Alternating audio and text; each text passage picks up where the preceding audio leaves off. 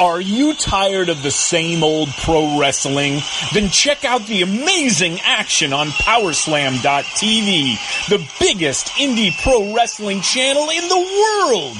Get over 4,000 hours of the best pro wrestling events from over 110 of the biggest names in the industry from over 15 countries around the globe. Get your free trial today at Powerslam.tv. What's up, y'all? It's Jeff Cobb, and you're listening to Ricky and Clive Wrestling Show on Social Suplex Podcast Network. You're listening to the Ricky and Clive Wrestling Show. Listener discretion is advised at all times.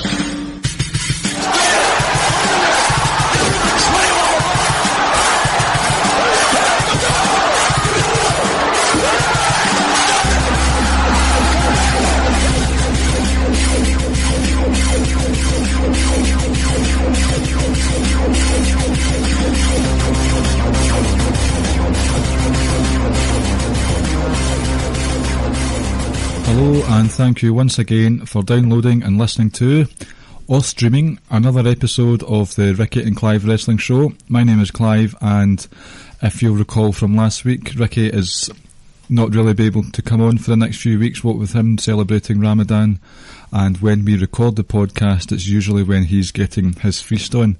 So up until then you're stuck with me.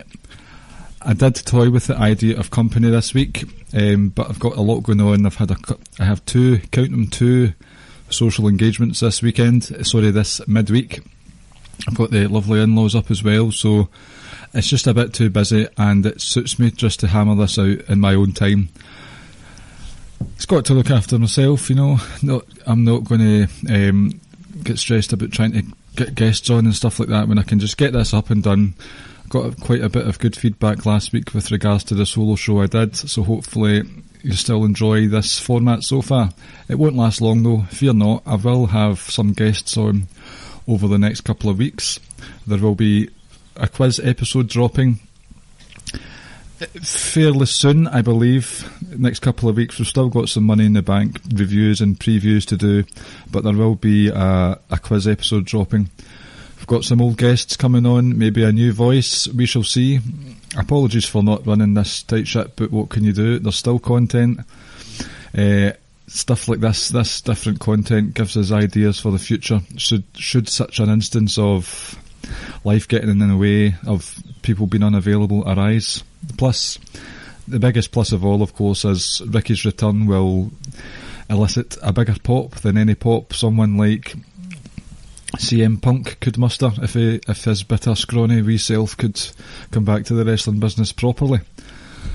So first point of business before we get into the meat of the matter is a public apology, and that apology is aimed towards Keeping It Strong Style's very own Joshua Smith. Last week I said that Jeremy Donovan was the one to advance to the semi-finals of the Quiz Time Invitational.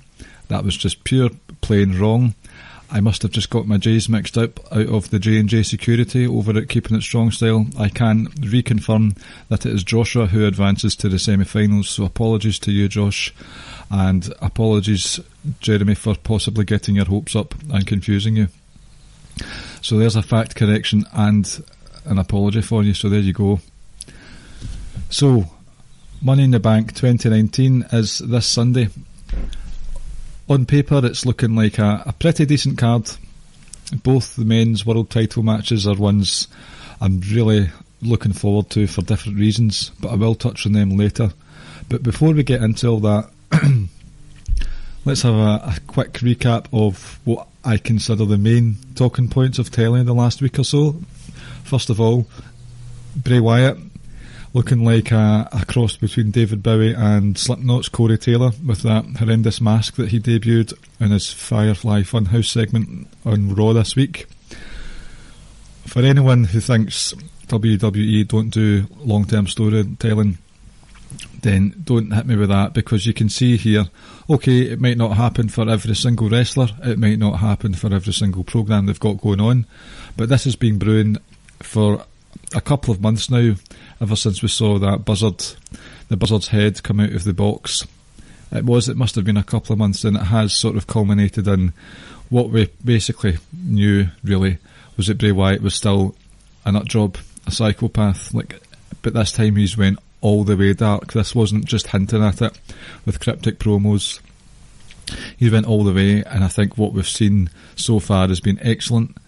I'm really, for the first time, I'm going to take out of the equation my worries with regards to Bray Wyatt getting the spotlight he deserves or some sort of main event push. I'll just accept what we have, and I'm really looking forward to seeing what Bray brings to the product going forward as we approach the summertime. Who will he feud with? Will he bring, again, people under his wing? We'll see what happens there. I'm really excited about it, and that's one of those segments that you don't want your kids to see, definitely.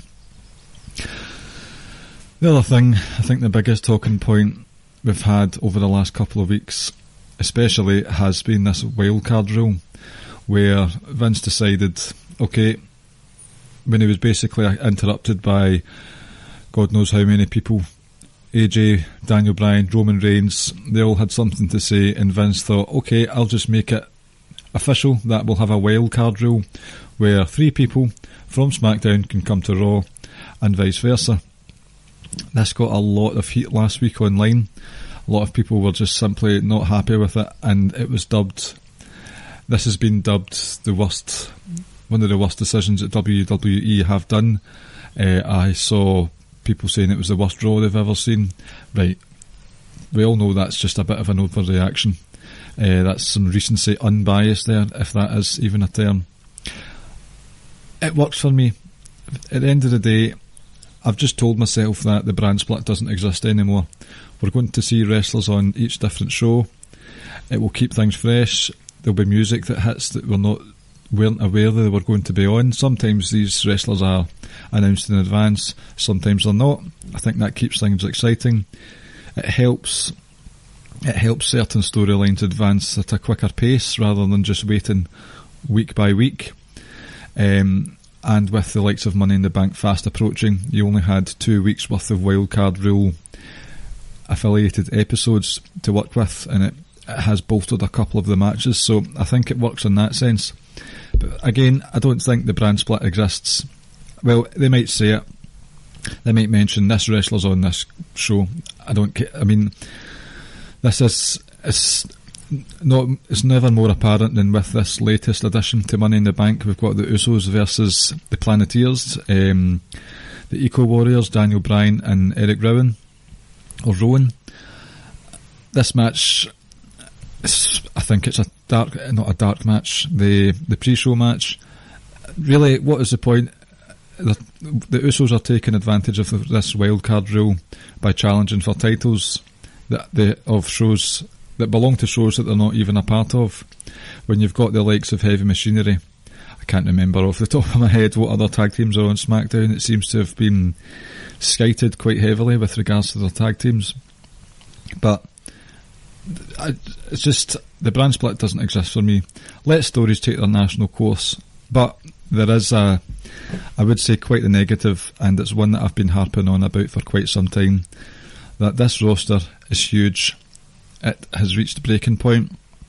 There are rumours of wrestlers being unhappy with their lot, rumours of wrestlers wanting to leave, official things of wrestlers wanting to leave, and see those who have struggled for a spot up until now, well, God help them if they think they're in with a chance, because you'll need super glue lathered all over your hands if you're going to try and grab that brass ring.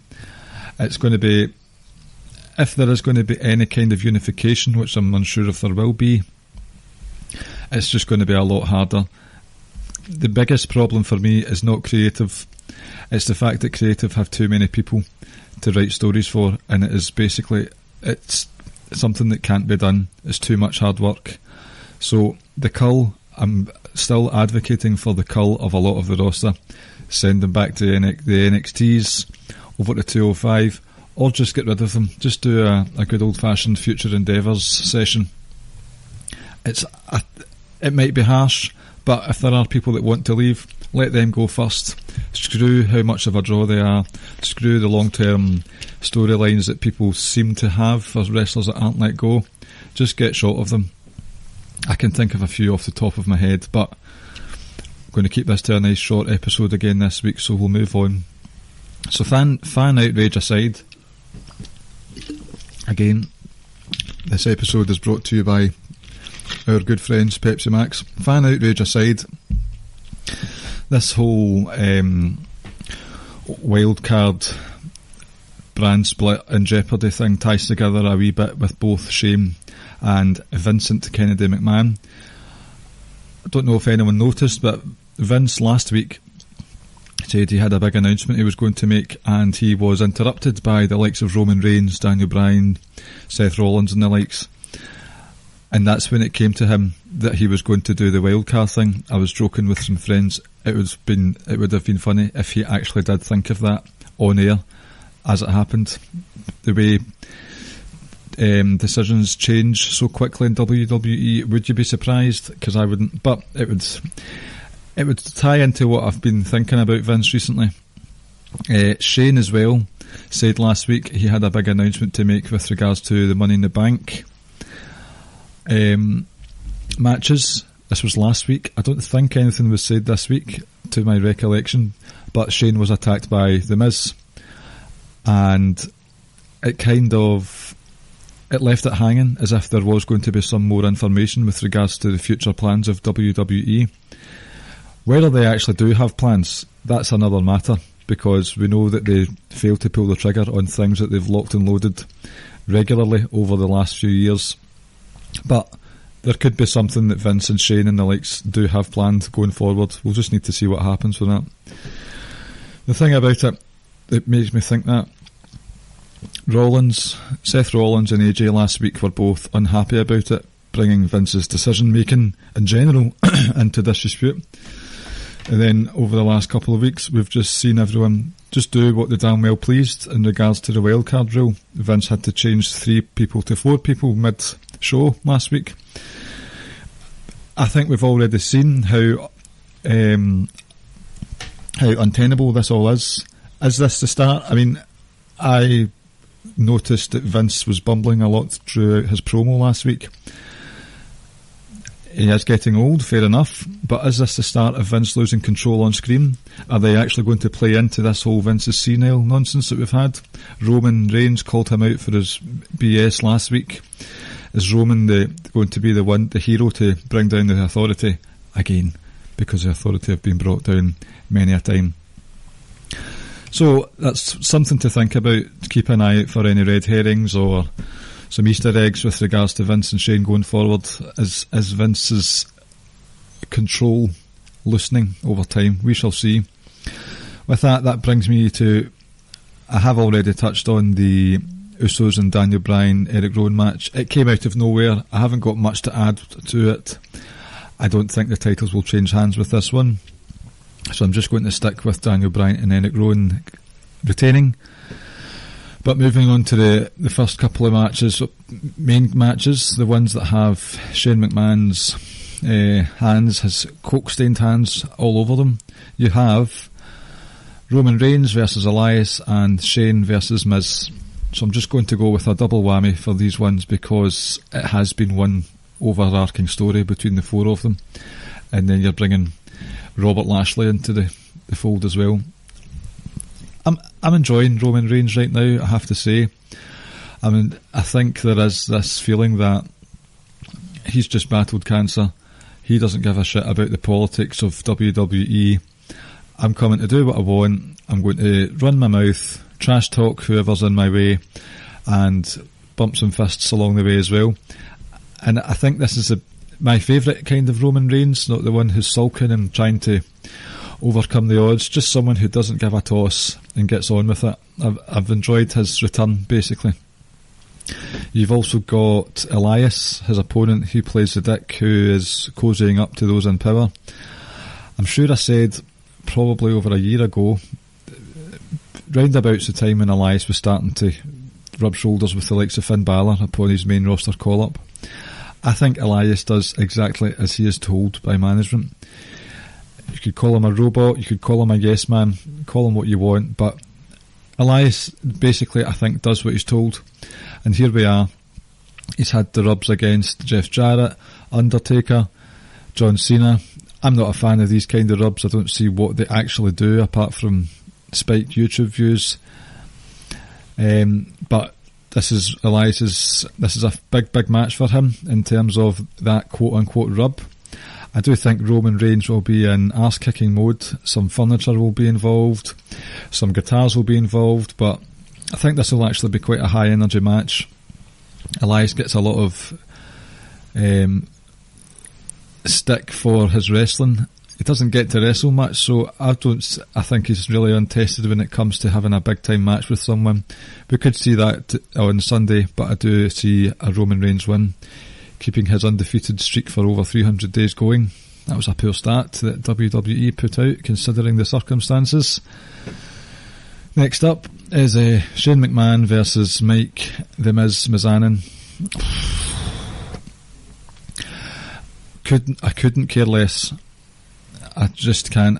I've said many times now, the reason for the Miz's face turn, where all of a sudden his dad professed his love for his son, despite the great career and marriage and children that he already has, he decides that he now loves Miz because he's teamed up with Shane McMahon.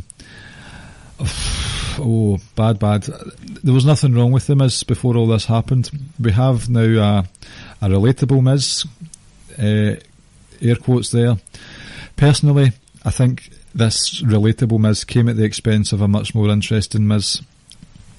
And I'm guessing you'll see once Shane's away, that once Miz is away from this heat magnet that Shane McMahon is, I think we'll see it as a bad idea, especially if he's going to be going into programmes against Bobby Lashley where there's just nothing interesting going forward with that one. So just get this done, get Miz the victory and move on, because wow, I can't believe this is still going on after WrestleMania. Again, you can't say there's not long-term storytelling. It's just a case of that you don't like them, and for this one in particular, I don't like it at all. At all. That'll be the fast forward button will be smashed to pieces with that one, I think. A couple of title matches which are there for the sake of filling up the card, which arguably doesn't really need filling up. It's already very busy. You've got Samoa Joe versus Rey Mysterio. Rey Mysterio's son, who looks like Walter, Samoa Joe himself, maskless Rey Mysterio. So once again, Rey's father, truth as a father, is coming into disrepute again. Not that interested in it though. It's alright, it's not over as far as I'm aware. I think this thing with Dominic Mysterio, the Las Vegas magician, it's not over. So with that in mind, I think Rey will win this one and the US title will change hands. Just to keep it going for another month or so, we've got Extreme Rules coming up. We could see some sort of Extreme Rules match between those two, which could be the best out of a lot of them, considering Joe's propensity for violence and Rey's good use of balance and agility and all that stuff. We'll see what happens there. Oh, the other one, I wouldn't say it pains me to say it, but we've got Tony Nese versus Ariya Daivari for the Cruiserweight Championship, representing 205 Live. It's not the greatest match that's ever been. It's not been the greatest build that's ever been. It's not the greatest champion or contender.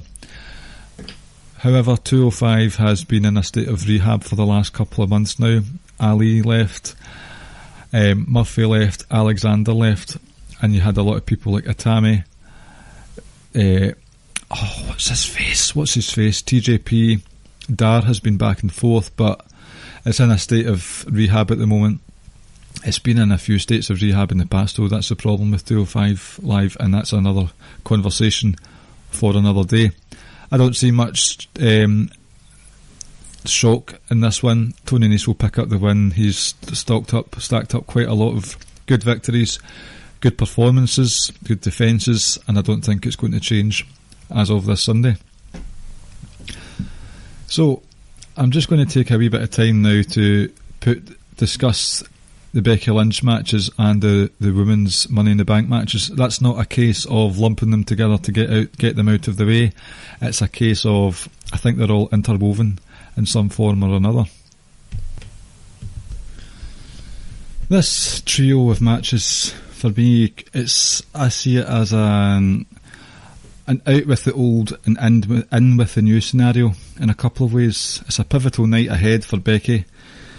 It's the beginning of a new chapter in her career for sure. You've got Lacey Evans, one of the first challengers to come out of the rest of the women after basically a lot of stuff with Asuka and Charlotte and Ronda Rousey. So that's a new era. You've got all these new people coming in that hopefully will be they'll be the challengers of the month, as it were. I think there's a chance for Becky to cement her legacy even further, but this could and should be a pivotal turning point for rehabilitating the women's division as a whole.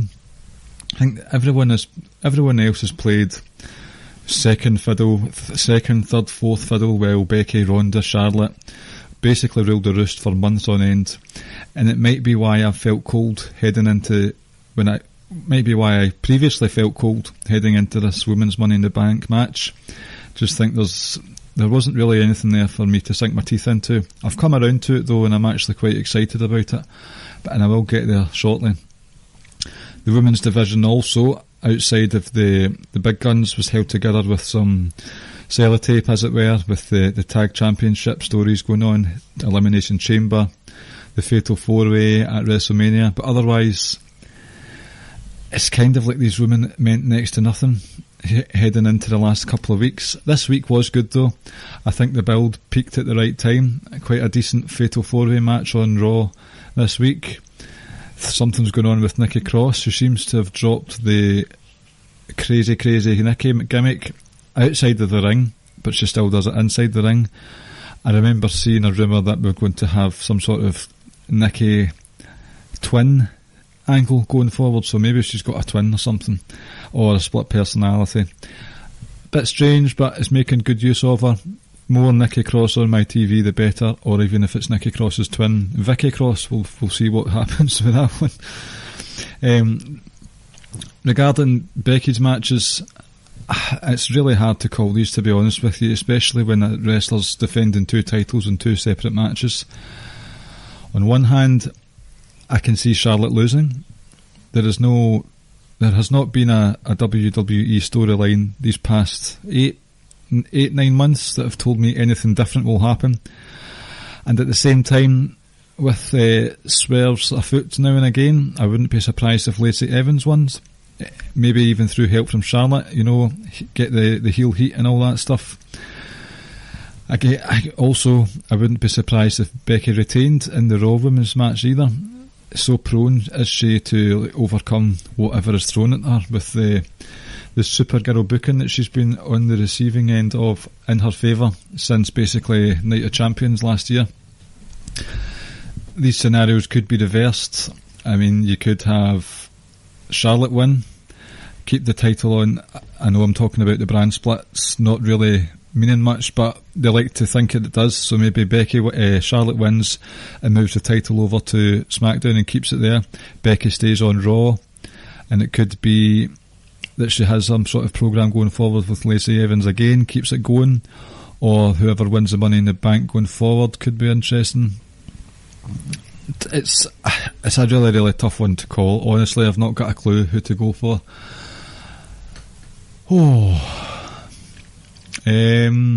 Let's just go for it. She beats Lacey Evans and loses to Charlotte. I think that makes the most sense in terms of balance, if they want to pretend this brand split still exists. So there we go. Lacey Evans to lose her title match, but Charlotte to win hers. Maybe that could keep the Becky Lacey Evans thing going if Charlotte has some interference involved. It's I think card placement for these three matches is going to be very important, and it's one of the things that they'll need to pay attention to the most. I don't think there will be another cash in on the night for the women, but it's going to set the stage leading up for the next few months, and I think it's important to set the right scenes in the right place So I will be paying attention to the match layout for these 3 matches. And with this, out with the old, in with the new, if this road they're going down, this rehab of sorts, I think it makes this Women's Money in the Bank match pretty important in the grand scheme of things. Obviously, a chance to get the women's title at the drop of a hat is important, but if you look at how balanced it is, you've got some previous winners in there, Carmella, Alexa Bliss, you've got old hands, experienced veterans, Naomi, Natalia, who have been champions in the past and have had decent pushes in the past. You've got those undeserving people that are involved. Mandy Rose, people don't like her. Dana White, people don't like her. Those quote-unquote undeserving people. And the fan favourites that are, as people would want to believe, deserving of it. Ember Moons, the Baileys of the worlds. So that's actually quite balanced when you look at it like that. And it's a big night. I'm hoping personally for some fresh blood to win this in support of my in with the new thing. So who now? It's a tough one. It's going to be, I'd like to predict either Bayley or Ember Moon, and with that I'm going to say Ember Moon. So that's my prediction. I could be wrong, it might end up being Mandy Rose. Did I say Dana White when I was talking about undeserving? I meant Dana Brooke. Dana White would be quite undeserving as well for at least 3 or 4 reasons. Dana Brooke. Moving on to the men's Money in the Bank, that's a different kind of balance there.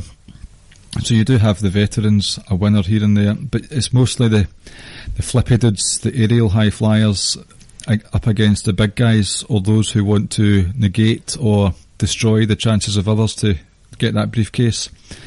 These guys that wrestle the crazy style, Ricochet, Ali, almost Finn Balor and Andrade to a lesser extent, they're still quite aerially charged. But you've got some wrestlers who literally stifle their opponents, stop them in their tracks. We were talking last week about Baron Corbin being one of those guys. Again, you've got a previous winner in there. There were 2. I was quite shocked to see Sami Zayn take Braun Strowman's spot in the Money in the Bank match. It kind of makes sense how it happened. You've got Drew McIntyre and Baron Corbin looking to basically take Braun Strowman, last year's winner, out of the equation. They've had beef for a long time. They know firsthand of Braun's destruction, so it only makes sense that they would want to get rid of him. So from that, I like that. I like the team, the mob mentality of it all.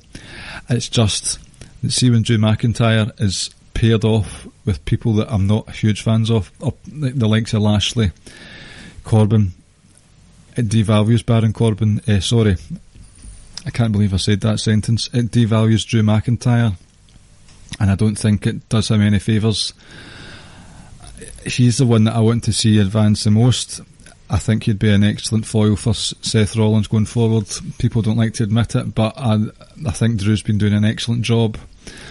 He calls people out on Twitter for being crybabies, and if you're wanting to get your spot, you need to work hard to get it. I think he's shown that he's willing to work hard, and I would love nothing more than to see Drew McIntyre win the Money in the Bank briefcase.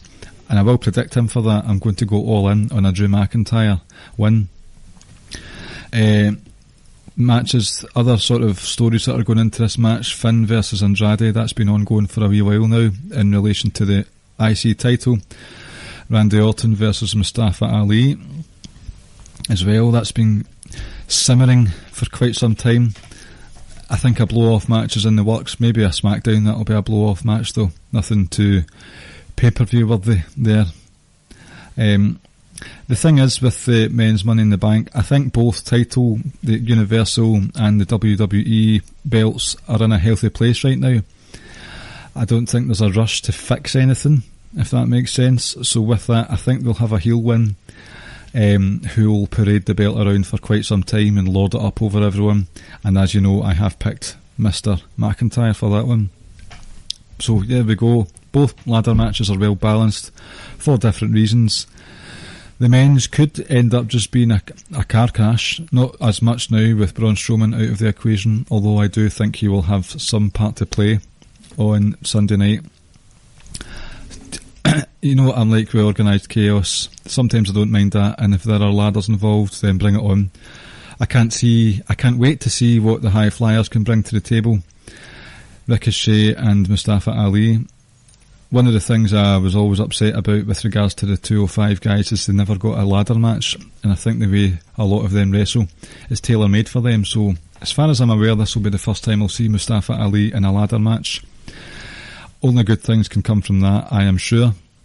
And what the big guys can do as far as violence is concerned, Randy Orton, Drew McIntyre, I'm sure Andrade will have some excellent stuff to bring to the table as well. So there's a lot to look forward to out of all this stuff, definitely. But I'm leaving the two matches I'm looking forward to the most for the last portion of this show. These I'll go in order of preference, or most looking forward to I'll keep for last. Does that make sense? Because it doesn't really to me. But I'm going to talk first about AJ Styles versus Seth Rollins. This is not a super layered rivalry. It's not like an onion. You can't peel away all the layers and find this really rich story to be told. There isn't a depth of story that I personally believe the last match I'll touch on has, but there is still a considerable level of... It's quite fascinating, the parallels in this one with this Universal title match. AJ Styles has been the workhorse for SmackDown Live, and Seth has been the workhorse for Monday Night Raw. Still is, basically. Both have had time at the top of their respective brands, and in both instances, whether it was because of storytelling, dodgy creative, or injuries, it was a case of the bigger they are, or the more popular they are, the harder they fall.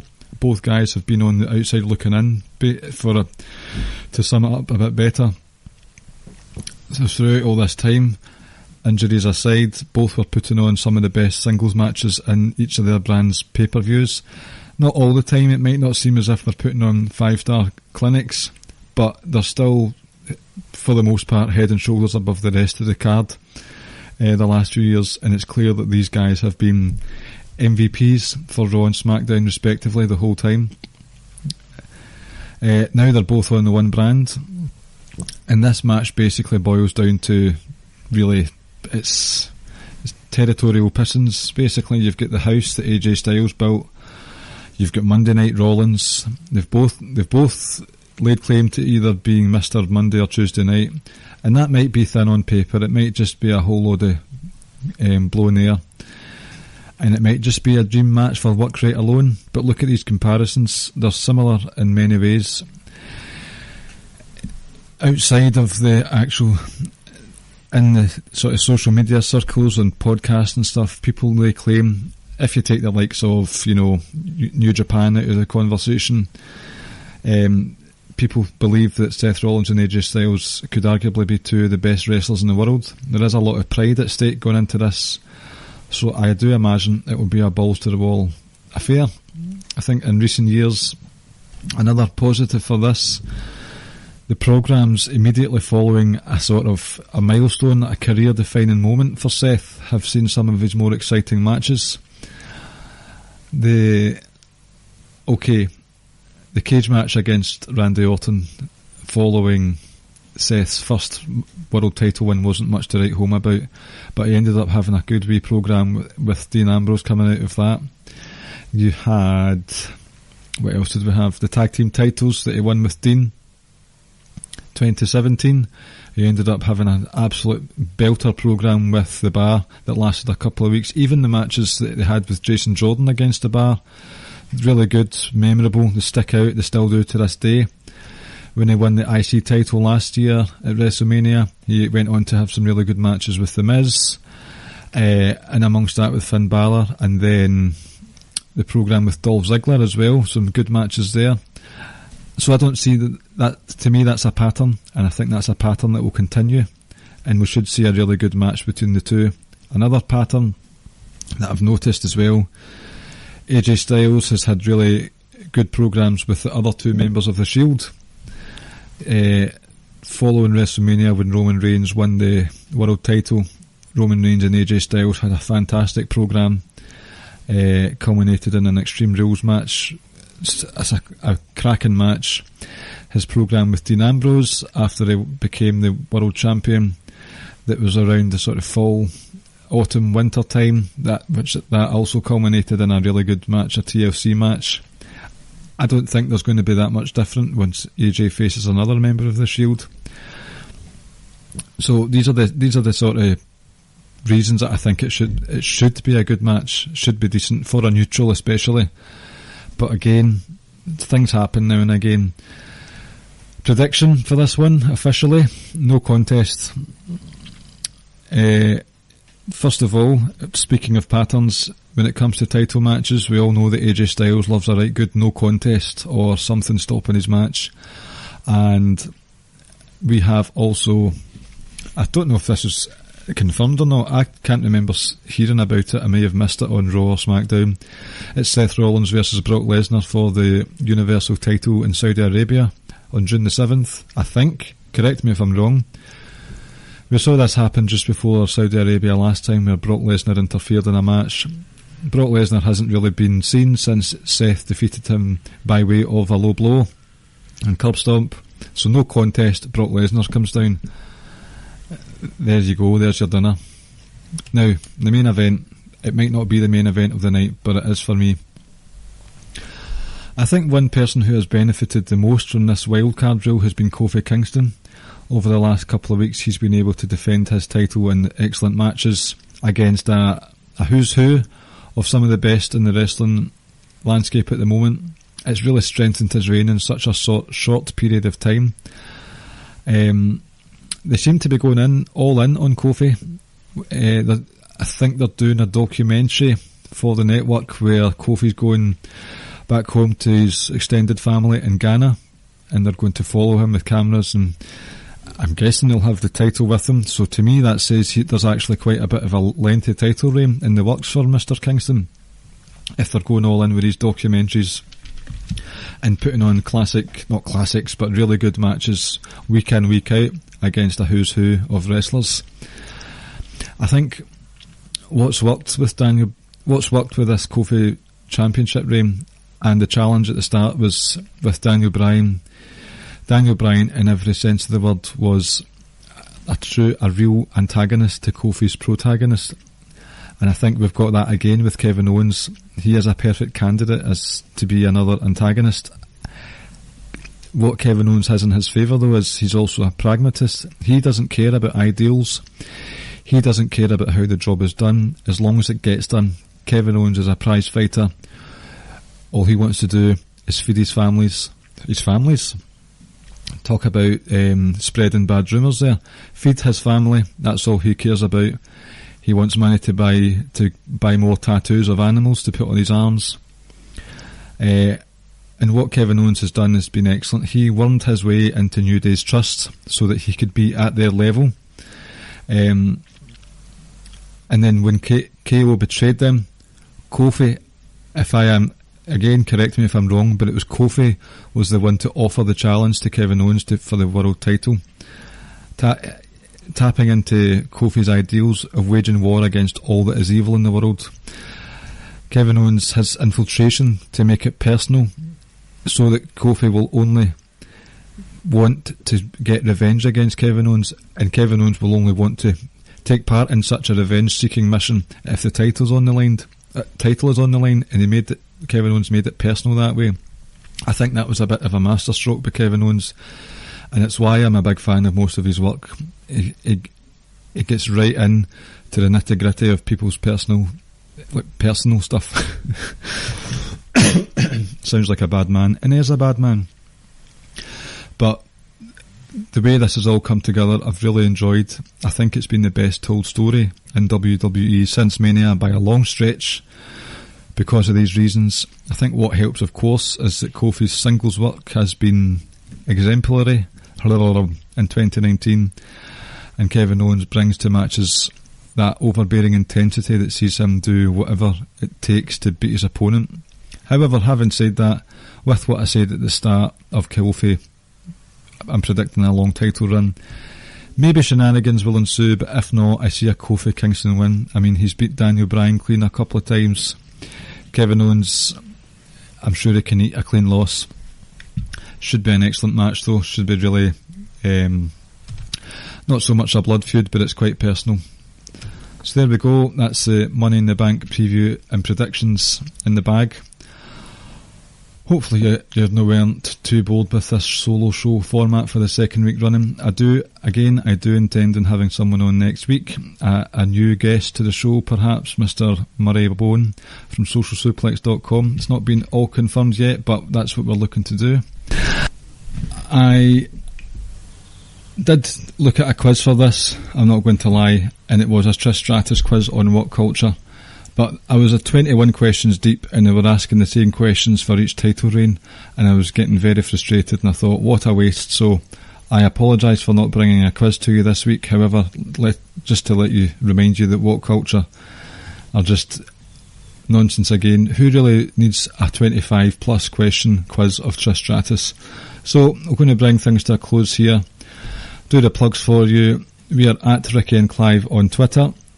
We are also part of the Ricky and Clive Wrestling Show on the Social Suplex Podcast Network. Please rate and review us on the podcast app of your choice. Give us a nice 5-star rating. You have other shows such as One Nation Radio, Keeping It Strong Style, Grown Men Watch This Shit, NXT Then Now Forever, and All Things Elite. Please check out powerslam.tv, put in the promo code Social Suplex. You'll get over 4,000 hours of independent wrestling from around the globe free to your streaming device. After that, it's a small fee of around $5 a month. ProWrestlingTees.net, Social Suplex, has all the T-shirts that we have on offer for you. We've got a Ricky and Clive One Nation Radio, Keeping It Strong Style, and the Social Suplex logo itself. The Wrestling Squared Circle Facebook group is there where you can chat to everyone about wrestling, trash it, laugh at it, love it, whatever you want to do, it's all there. And socialsuplex.com has the podcasts. You can subscribe to them, pressing the button that goes directly to your email inbox. And we've got a good few more columnists on, writing columns for socialsuplex.com. Speaking of which, I have collaborated for a third time with the Doc Chad Matthews to give you an up-to-date top 10 205 live matches of 2019. That dropped yesterday on Monday. I can't remember, but basically if you go to the Doc's page on LOP Lords of Pain, it's up there. I think that covers the plugs. If not, I'm sorry. I've just found out that on this day off, my beautiful baby boy, my toddler, has woken up from his nap, so I'll need to go and scarper now. I hope you've enjoyed this shorter episode once again. Back to something of normality next week. I hope you do enjoy Money in the Bank as much as I am, and if not, we'll talk about it next week. And good night, and God bless, and God save America and the Queen and everyone in between. Night night. Thank you for listening to the Ricky and Clive Wrestling Podcast. We'll see you next time.